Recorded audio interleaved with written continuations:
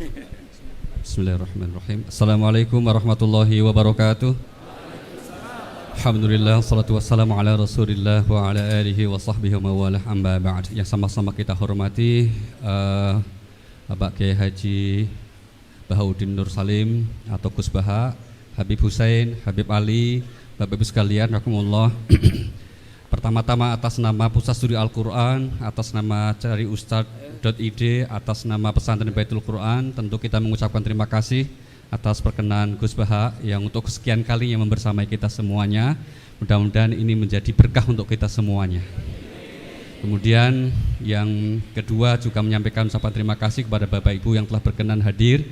Sebetulnya tadi Gus Baha sudah menyampaikan ingin ngaji biasa saja seperti biasa dengan santri, tapi kemudian ternyata dibajak. Nah, karena yang bajak Habib Hussein, maka nggak berani nolak juga beliau, kira-kira gitu. Terakhir nanti kita mungkin akan ada sesi tanya jawab. Kita berikan beberapa kesempatan, mohon dipersiapkan. Tiga maksimal tiga. Maksimal beliau udah pesan 2 gitu. Nah itu nanti insya Allah kita beri waktunya dan kita akan sampai kajian kita akan sampai kurang lebih jam 8.00. Dan pesan terakhir untuk Gus Baha, nyun sewu, Gus Baha ngajinya katanya mungkin pakai bahasa Jawa, mohon Gus. Ya, karena Pak kalau bahasa Indonesia saya nggak bisa niru nanti kira-kira gitu. Terima kasih, semoga Gus, terima kasih. Assalamualaikum warahmatullahi wabarakatuh.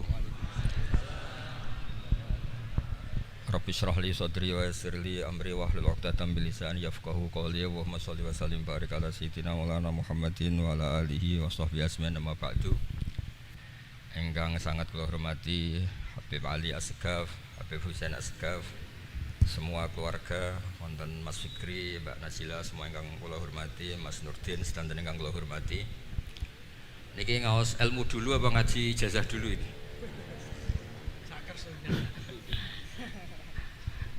Ini kok malah aneh. Mboten usah ribet. Mboten Cek 1 2. Pakai ini aja, tidak usah ini aja.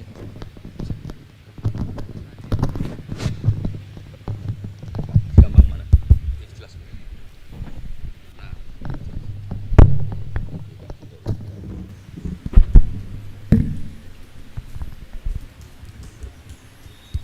Ya, niki ngaji ilmu dulu, nanti bagian terakhir ijazah. Bismillahirrahmanirrahim. Ini riwayatul Bukhari. Haddatsana Abdullah bin Yusuf, haddatsana Les, haddatsana Sa'id al-Maqburi an Nabi Hurairah radhiyallahu anhu qala an-nabiy sallallahu alaihi wasallam. Ma minal anbiya'i nabiyyun illa qad u'tiya minal ayat ma mithluhu amana alaihil bashar. Wa inna ma kana alladhi utituhu wahyan awhahu wa ilayya fa arju an akuna aktsarahum tabi'an yaumal qiyamah.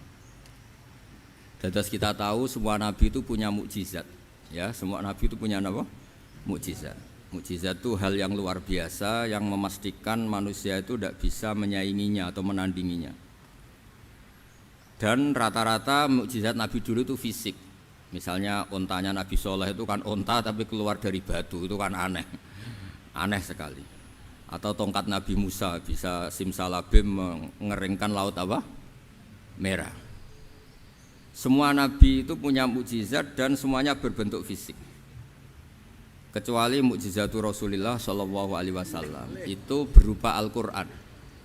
Al-Qur'an itu konsep ilmiah. Terus kata Rasulullah sallallahu alaihi wasallam, tapi saya karena Quran itu justru berharap pengikutku besar dan sampai hari kiamat. Sekarang kita logika ya. Andaikan kamu punya tongkatnya Nabi Musa, kalau kamu suka uang, kepikirannya dijual apa dipakai? Kalau kamu suka uang, dipakai. Kalau kamu ahli suudon itu pikirannya ndak, ini asli ndak. Karena yang melihat di Turki itu ya sebagian gitu. Kalau yang suka perdukunan itu bayangkan itu miliknya. Mungkin dipakai ngakali orang atau apa, pokoknya bayangkan itu miliknya. Kalau yang kolektor pikirannya itu nanti ini laku berapa. Tapi kalau peneliti mungkin pikirannya itu ini asli apa enggak? Bukti aslinya apa? Repot lah.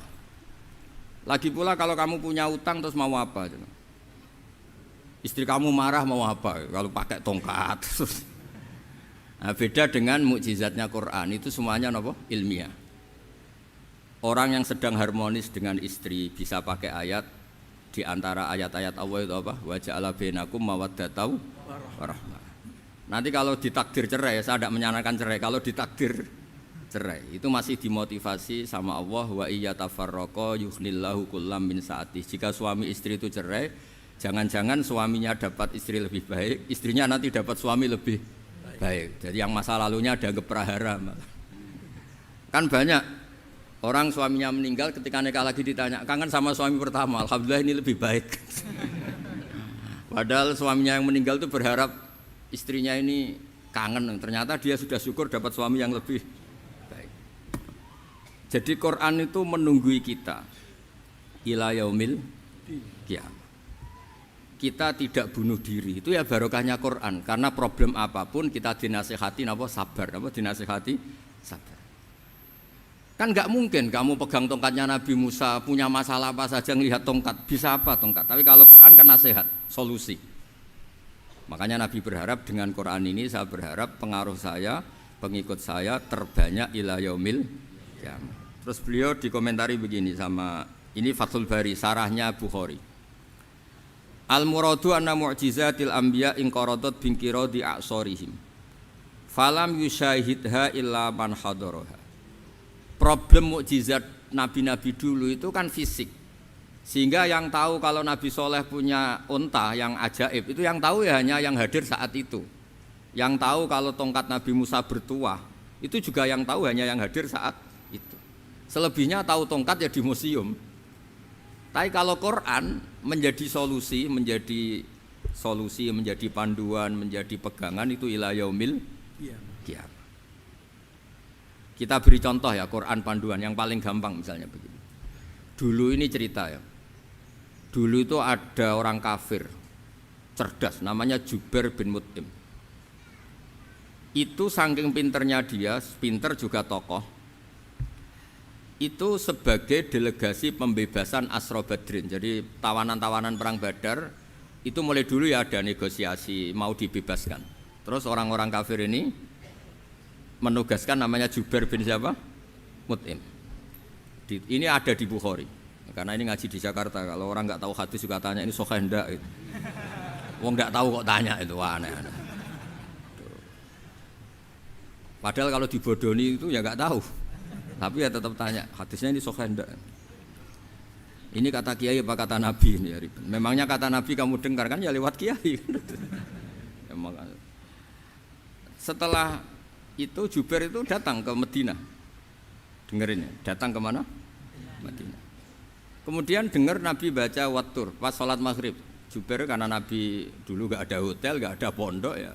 Pondoknya Nabi hanya sufah itu. Nabi baca maghrib, bukan diskusi, bukan debat, baca Wattur wa kitabi mastur firrokim mansur wal baitil ma'mur wasaqufil marfu wal bakhril masjur terus itu. Kemudian sampai pada titik ayat am khuliqu min ghairi syai'in. Masa manusia atau alam raya yang maujudat, yang nyata, yang wujud nyata. Kemudian asal usulnya itu ketiadaan. Ini kan hadhil alam maujud, alam ini kan nyata. Masa sesuatu yang nyata penciptanya itu tidak nyata. Jadi enggak mungkin ada faham nihilisme. Kalau faham nihilisme berarti melahirkan teori begini. Al adamu yakhluqu maujudan, sesuatu yang tidak ada menciptakan yang itu kan akal gak bisa nerima. Kalau sesuatu ini ada, penciptanya pasti ada. Terus akhirnya Jubair bin Mut'im itu simpuh di depan Rasulullah terus bilang, ya Muhammad kada qalbi ayatir, hampir saja hati saya terbang. Kalau riwayatnya Imam Ahmad, faka'anna masudi qalbi, hati saya dihancur. Semua teori yang saya bawa untuk ngelawan kamu sekarang luluh semua, hancur semua. Yang benar adalah teori Anda bahwa Tuhan itu satu dan Tuhan itu ada sebelum semua makhluk. Coba kalau Nabi Muhammad ada Jubair bin Mut'im terus menyembunyikan tongkat dekat mihrab, terus dilihat ini apa, paling pikirannya ini dari kayu apa, terus yang bentuk tongkat itu tukang pemahatnya siapa, kok kurang keren, kalau di Blitur gimana ya, kan malah panjang. Kira-kira kalau mukjizat itu dari tongkat itu malah panjang. Panjang lah pokoknya, panjang. Lagi pula kamu coba kan nggak ngarah mandi, itu yang mandi kan nabinya bukan tongkatnya. Coba tongkatnya Nabi Musa coba anak-anak beki itu. Dipakai mukul kucing aja tidak mesti mati itu. Jadi enggak jelas mukjizat-mukjizat seperti itu enggak. Tapi kalau Quran menunggui. Sampai saking hebatnya Quran, teori rasionalitas, soal kampanye di mana-mana. Tingkat validitas, tingkat kebenaran Quran. Itu bahkan bisa diuji tanpa membuktikan. Tanpa apa? Membuktikan. Cukup pakai akal. Saya tidak bosan-bosan cerita ini karena ini khazanah kita. Di kitab Nailul Ma'mul itu, di kitab Usul Fiqih. Saya berkali-kali cerita ini karena ini untuk menunjukkan bahwa Quran itu liqaumi ya'qilun, liqaumi yatafakkarun. Ada seorang kiai, seorang ustadz, kiai dulu itu emang orang soleh, alim terus jadi kiai. Kalau kiai sekarang tuh macam-macam, nganggur terus ingin jadi kiai, terus daftar gitu. Ada lowongan di yayasan masuk ingin jadi ustadz karena dengar ada gajinya. Dulu tuh tidak ada seperti itu, tidak ada. Makanya dulu itu kalau ustadz kiai pasti soleh karena dia alim terus ingin orang lain tuh mendapat ilmunya. Kalau sekarang nggak ada yayasan sehat, guru gajinya sekian. Yang nggak ingin jadi ustadz tuh daftar karena ada gaji. Apalagi ada kabar, ada gaji, ada mes, ada wah yang daftar banyak. Tapi mentalnya ada kiai sebetulnya. Ya kalau sampean tanya itu baik dah Gus, ya setengah baik. Ya maksudnya setengah baik ya ada baiknya lah, namanya profesi ngajar itu kan baik. Tapi setengah saja karena motifnya itu nyari gaji, bukan ingin mencerdaskan umatnya Rasulullah SAW. Itu Imam Amudi itu guru matematika. Saya enggak bosan-bosan cerita ini, guru matematika. Muridnya sampai takut, ini masuk surga ndak? Kiai kok enggak ngajarin istighosa atau tahlil malah ngajarin apa? Matematika. Beliau meninggal terus muridnya tanya, "Ma fa'alallahu bik?" Kira-kira gitu. Apa yang dilakukan Allah? Allah nyambut Anda gimana? Terus kata Imam Amudi, "Bagus, saya disuruh ngajar malaikat." Karena malaikat kan enggak pernah kayak anak beki gini ngaji gini. Malaikat itu enggak pernah ngaji, dia iman saja karena tahu surga, tahu neraka terus iman gitu aja. Jadi imannya malaikat itu enggak keren kita. Imannya loh ya. Loh itu yang ngendikan Nabi loh, tidak saya. Nabi pernah tanya sama sahabat, iman yang paling keren siapa? Jawabannya sahabat malaikat. Ya enggak, karuan malaikat iman. Dia yang tahu surga neraka, tahu segalanya, masa ada enggak iman? Ya pasti iman lah katanya. Terus ya para sahabat engkau iman ya wajar kan menangi saya, nemuin saya. Yang hebat itu orang-orang yang tidak melihat saya, tidak saya didik tapi tetap iman. Karena dididik akal, ya tadi dididik Quran, apa dididik Quran. Sama siapa? Teks bahasa Arabnya masang. Terus Imam Amudi kata Allah, suruh dia ngajarin para malaikat cara menemukan saya. Malaikat dikumpulin terus Imam Amudi disuruh ngajar. Sama singkat kata-katanya Allah di mimpi itu. Istadilla ala wahdaniyati bihadrati malaikati. Tolong ajarkan cara menemukan saya padahal Anda ini manusia yang tidak melihat saya. Anda di Jakarta kan lihatnya gedung-gedung. Paling jadi khayal terus nikmat lah, Anda ikut punya tapi ikut nikmati. Itu orang desa-desa kalau ke Jakarta itu pokrol. Wah, di Jakarta itu gedungnya tinggi-tinggi, tidak kayak kampung sini. Lo udah ikut punya, ikut bangga. Di Jakarta orangnya cantik-cantik, tidak kayak orang sini. Padahal dia ya dapat orang cantik gitu. Jadi Allah itu saking pinternya, miskin-miskin ya bisa berkhayal dan bahagia. Nah, itu alhamdulillah betul. Akhirnya itu apa ini anak-anak begini saya tak niati ngajar standar anak-anak akademik. Terus pertama yang diajarkan hanya bilang gini, sama siapa teknya? Ya malaikat wahi para malaikat. Terus beliau bilang, nisbatus naini wassalasah ila malanihayata lahu nisbatul far'i ilal asli. Angka itu jumlahnya berapapun 2, 3 sampai triliunan. Semuanya itu nisbatul far'i ilal asli. Binisbah ilal wahid nisbatul far'i ilal asli. Angka 2 ya cabangnya 1, 3 ya cabangnya 1, 1 triliun ya cabangnya 1. Tetap yang asal usul adalah angka 1. Itu nangis semua malaikat. Cara Jawa itu mandekman kowe iman kaya imanku. Makanya imannya ummatu Rasulullah SAW itu PD-nya yakinnya kayak imannya malaikat. Kalau Tuhan itu 1. Karena angka enggak bisa dimulai kecuali dengan angka 1. satu. Makanya nisbatus naini wassalasah ila ma la nihayatalahu iku nisbatul far'i ilal asli. Semuanya itu nisbatnya cabang ke induk. Berarti semua alam raya ini tetap asal usulnya satu, yaitu qul huwallahu ahad. Nah, itu namanya akal. Umatnya Rasulullah itu ditinggali mukjizat akal lewat panduan Quran, sehingga meskipun kita tidak menangi Rasulullah, tidak menangi sahabat, kita tidak tahu malaikat Jibril, tapi cara iman kita ini tidak kalah keren. Yakin, hakul, yakin. Terus kedua, gambar. Kamu gambar rumah, gambar hewan, gambar apa saja, mesti dimulai satu titik. Entah gambar kamu bagus, entah jelek, tetap dimulai satu titik. Nah, titik ini namanya nuqtatul wujud. Semua alam raya dimulai dari satu titik, yaitu nuqtatil wujud. Makanya Quran dimulai bismillah, dan bismillah itu dipilih sama Allah pakai pertama ba itu ada titik. Itu kata semua ulama. Itu titik itu singkatan dari bi kana makana wa bi yakunu mayakun. Karena saya semuanya ada. Bi itu karena saya. Jadi makanya santri-santri beki tidak usah bayangkan kamu jadi wali terus bisa terbang ke Mekah, tidak usah. Kalau terbang ke Mekah ya sudah umroh aja bayar. Kalau enggak ya maklaran KBIH atau apa. Pokoknya cari gratis itu. Ya gratis kan, dapat orang 10 gratis satu. Terus orang enggak umroh-umroh dirayu-rayu supaya umroh. Repot. Itu pelanggaran fikih itu. Kalau orang punya utang itu wajibnya nyaur utang dulu gitu. Wah repot. Saya itu juga sering bingung di kampung-kampung. Gus sama umroh. Kenapa? Dapat gratisan.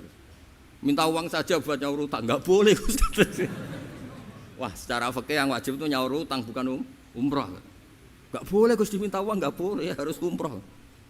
Udah gitu saya ini bingung Gus mau umroh. Enggak nikmati. Kenapa? Disuruh ngajar Gus.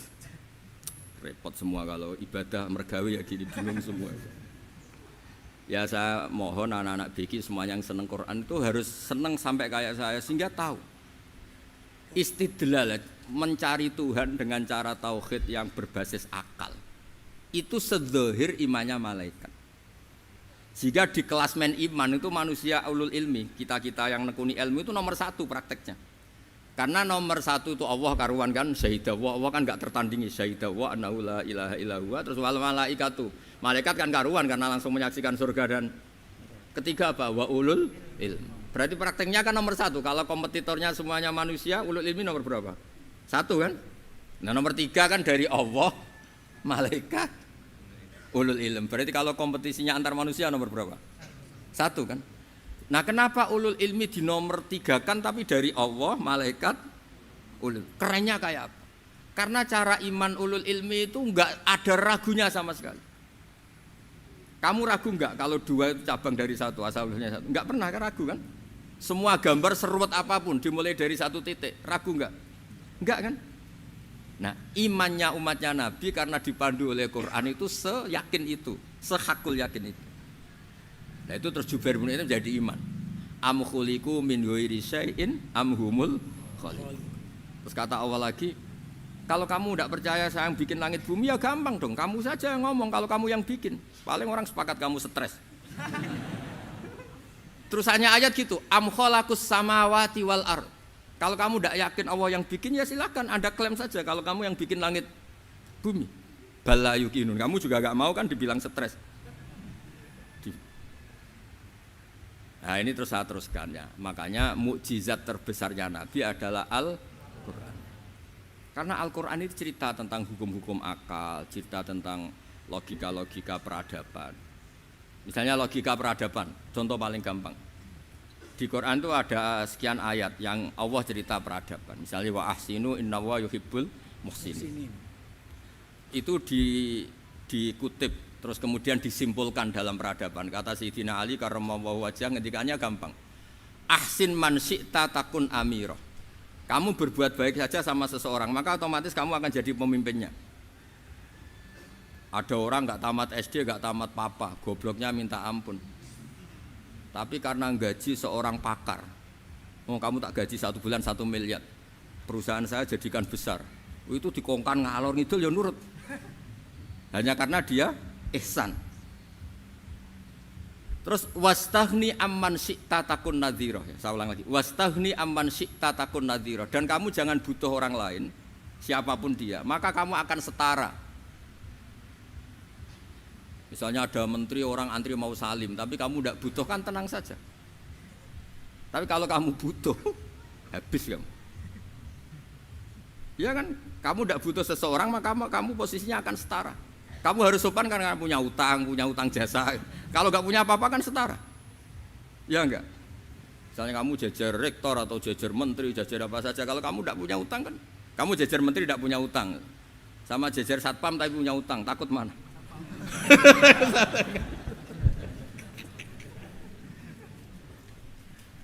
Kalau butuh itu mesti kalah kan? Ada pejabat misalnya nggak begitu cantik sama perempuan cantik yang kamu butuh ingin dicintai, takut mak. Padahal nggak jelas orang ini pangkatnya apa, nggak jelas. Jadi dalam hukum sosial itu kata Sidina Ali, wastahni aman syi'ta takun nadhira. Kamu jangan butuh seseorang maka kamu akan setara. Terus yang terakhir, wahtas ilaman syi'ta takun asiro. Asiro pakai sin. Dan silahkan butuh seseorang maka kamu akan jadi budak dia. Ya coba misalnya Anda seorang profesor, seorang alim, seorang getop, misalnya mencintai janda di ujung kampung sana, jalan kaki 2 kilo, padahal itu gak tamat SD, tapi gara-gara seneng, kacau kan, logika kepangkatan hilang semua kan. Jadi itu hukum peradaban, itu mewakili isi-isi sosial yang diterangkan Quran. Ya, jadi paketnya 3 tadi ya. Ahsin man syi'ta takun amiro. Kamu berbuat baik sama seseorang maka kamu bisa memimpin. Wastahni amman syi'ta takun nadhira. Kamu jangan butuh seseorang maka kamu akan setara. Mbok kamu ketemu orang terkaya di dunia. Yo ketemu orang terkaya di dunia, kamu jejer, kamu tidak butuh dia. Tenang kan bisa setara kan? Tapi kalau butuh harus sopan, ngajukan proposal, harus berakhlak karimah. Makanya sekarang Anda kok berakhlak kenapa? Ternyata mau nyalek. Biasanya enggak berakhlak kok berakhlak. Ada apa ini? Makanya guyonan di Rembang itu Beb Husen itu. Kalau ada orang mendadak sopan sama temannya curiga, kok tumben sopan, mau utang ya?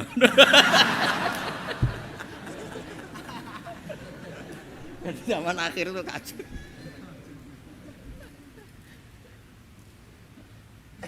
Ya di semua daerah gitu ya sama Pak Rektor ya. Kalau ada teman biasanya nggak sopan kok sopan, itu temannya curiga. Ini Pak Rektor UI ikut kaji.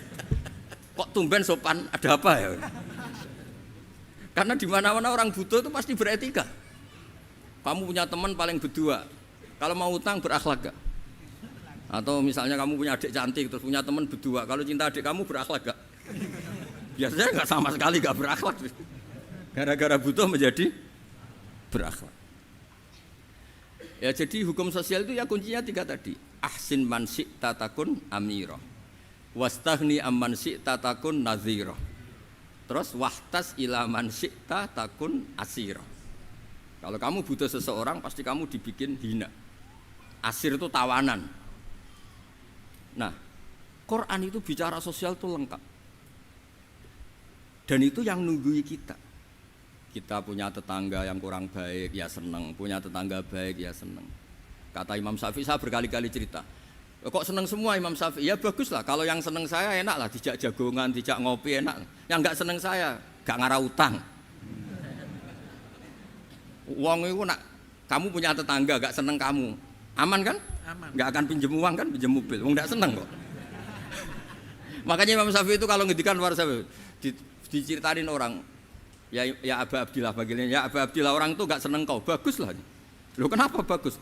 Waman asa'a ilaika faqad atlaqaka. Orang yang gak seneng kamu maka membebaskan kamu. Gak akan pinjam uang, pinjam mobil, gak akan ganggu waktu kamu, kan gak seneng. Justru yang seneng-senengi masalah pinjam terus. Imam Syafi'i itu orang yang anggap dunia itu selesai. Ada yang cerita, ya Aba Abdillah, orang yang tadi cium tangan engkau, yang hormat engkau, di luar maki-maki engkau, ngerasain engkau, ngata-ngatain engkau. Ya bagus lah. Kok bagus gimana? Berarti saya wibawa, depan saya tidak berani. Berarti saya wibawa, di depan saya tidak berani. Berarti itu makomnya sudah kulillah sumadarhum fi khawdihim yal'abun. Sudah dunia itu selesai, sudah agak penting semua. Nah, itu kalau kamu anak-anak bagi ahli Quran sudah ayatnya qulillah sumadarhum fi khaudihim yal'abun, sudah lihat Allah saja gak penting makhluk-makhluk itu.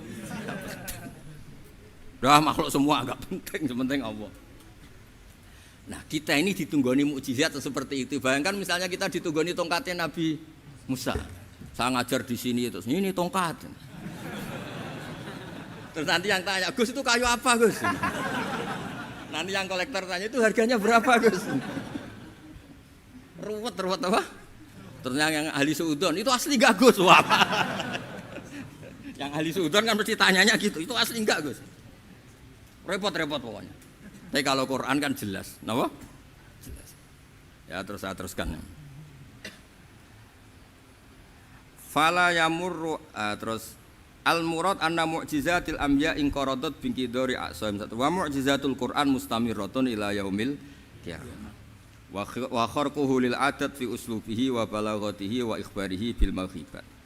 Terus kata ini yang ngarang Fathul Bari sarahnya Imam Bukhari.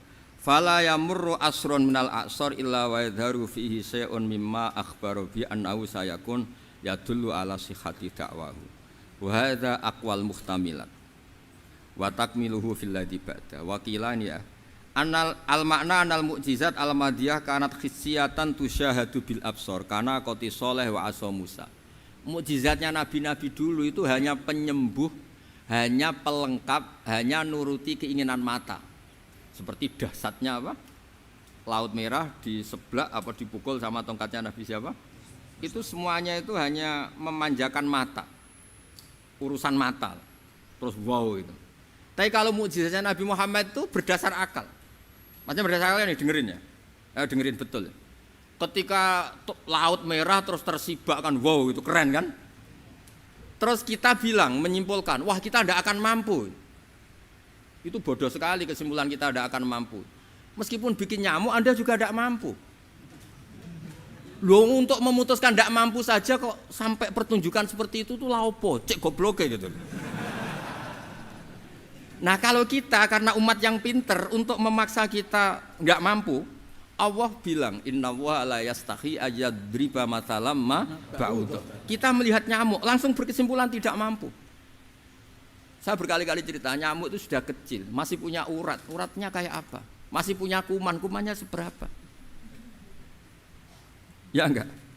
Nyamuk itu kecil, punya organ tubuhnya punya urat. Itu kalau kamu pinter, antara tongkatnya Nabi Musa menyibak Laut Merah sama nyamuk itu sama-sama berkesimpulan melahirkan satu faham bahwa kita tidak mampu.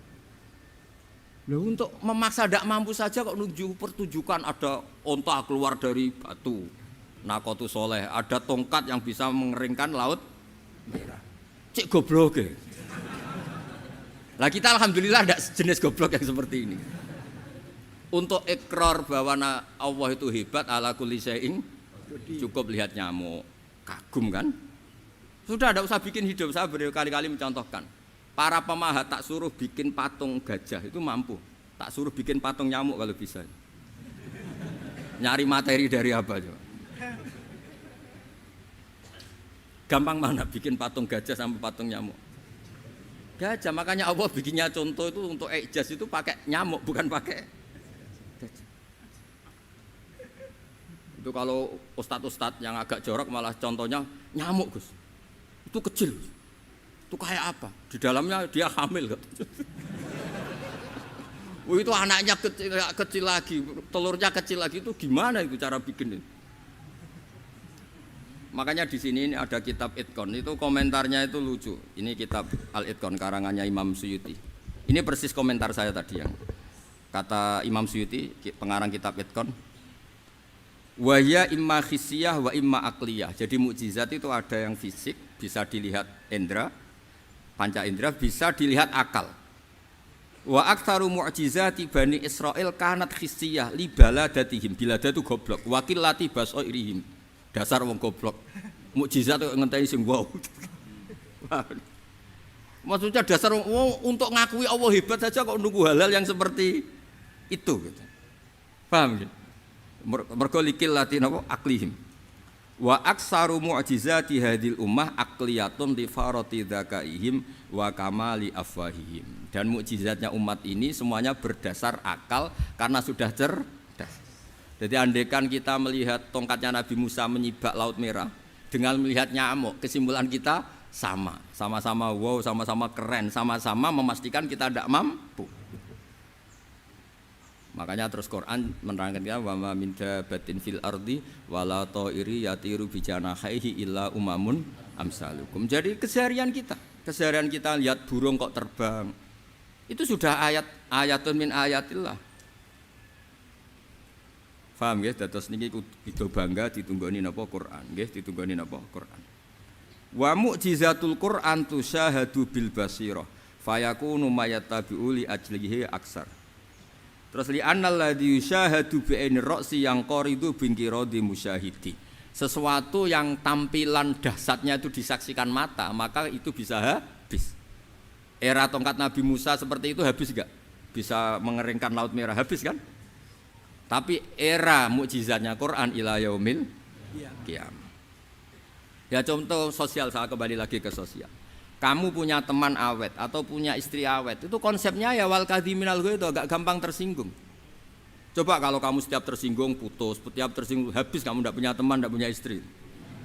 Sampai kita awet seperti ini, kalau kecewa ya wal kadhiminal ghaidh, ngempet.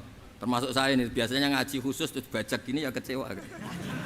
Tapi barokahnya diwarai Quran wal kadhiminal ghaidh, ngempet Gus, ngempet. Terus kecewa sama teman, kenapa tidak putus? Karena wal afina aninna, sudah kalau kecewa maafkan. Coba kalau kita kecewa presiden demo, kecewa menteri demo, kecewa orang tua minggat, ya kalau dicari, kalau tidak kan malu. Saya itu punya teman tak tanya, kecewa Gus sama bapak itu, kenapa tidak minggat? Malu. Kenapa malu? Takut gak dicari. Itu orang tuh paling malu itu kalau keluar dari rumah nggak di. Saya punya teman lagi, saya ini takut mati Gus. Kenapa? Takut istri saya tidak nangis Gus. Itu kematian terburuk itu kalau sudah mati tahu istrinya ada nangis, itu malu betul itu. Makanya jangan mati, pokoknya pastikan orang sekeliling Anda nangis itu baru berani mati, kalau enggak jangan. Ya jadi mukjizatnya Nabi itu luar biasa. Walladzi yusyahadu bi'ainil aqli bakin yusyahiduhu kullu man jaa ba'dal awali mustamirran. Sesuatu ilmiah, sesuatu agama atau apa saja yang logis itu akan abadi ila yaumil. Kayak tadi ketika kita kecil diajari apa? Wujud, qidam, baqa, mukhalafatul hawadisi, qiyamuhu binafsihi, wahdaniyat, qudrat, iradah. Itu ila yaumil qiyamah. Karena kita pasti punya logika tadi, masa alam raya yang maujud didahului ketiadaan. Kemudian ketiadaan ini kita rumuskan, ketiadaan inilah yang bikin alam raya. Di mana-mana nihilisme, ketiadaan ya layu asfiru say'an, namanya tiada ya tidak punya akibat apapun. Yang punya akibat apapun ya sesuatu yang wujud. Loh itu kan ila yaumil qiyamah, sampai kapanpun teori itu akan nunggui kita ila yaumil qiyamah. Tapi kalau tongkat Nabi Musa ketika kita tidak melihat kan punya alasan tidak ngandel, Musa tidak tahu. Tapi kalau kamu seperti ini, orang paling mulhid sekalipun, paling ateis sekalipun, terus ditanya, bisa enggak Anda mulai angka di luar angka 1? Tidak bisa kan? Makanya benar Imam Amudi tadi, ketika diminta Allah, istadilla ala wahdaniyati bi hadrati malaikati, tolong ajarkan kenapa manusia begitu yakin kalau saya ini satu, padahal mereka tidak melihat saya. Terus beliau ngendikan apa? Nisbatus naini wassalasa ilal wahid nisbatul far'i ilal asli. Angka 2, 3 sampai enggak terbatas, semuanya dibanding angka 1 itu nisbatul far'i ilal asli. Semuanya itu cabang dari angka 1. Itu mbok siapapun enggak usah ditunggoni nabi, enggak usah ditunggoni wali. Logikanya akan seperti itu. Itu yang dimaksud apa? Walladzi yusyahadu bainil aqli bakin yusyahidu kul man ja'a badal awal mustamir. Ya ini masih ada waktu seperempat, ini ijazah. Kalau ijazah enggak boleh tanya, ijazah ini. Dan itu yang fotokopi lebih besar itu ijazah.